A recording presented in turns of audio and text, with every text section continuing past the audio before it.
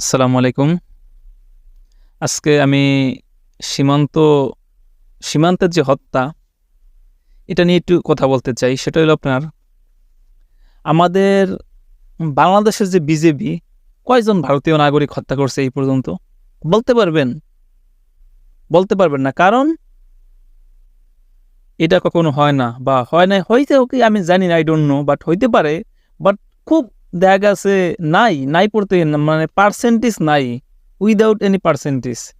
So গতকালকের news Dhaka পোস্টের বাংলাদেশে এক মানে যুবককে হত্যা করছে। যুবক বলতে বয়সটা তো ভুলে গেছি। মানে বাংলাদেশে এক নাগরিককে হত্যা করছে আরকি, ইন্ডিয়ান যে সীমান্ত বি বিসিএফ নাকি, হ্যাঁ, ইন্ডিয়ার যে সীমান্ত রক্ষা বাহিনী যে আছে তারা।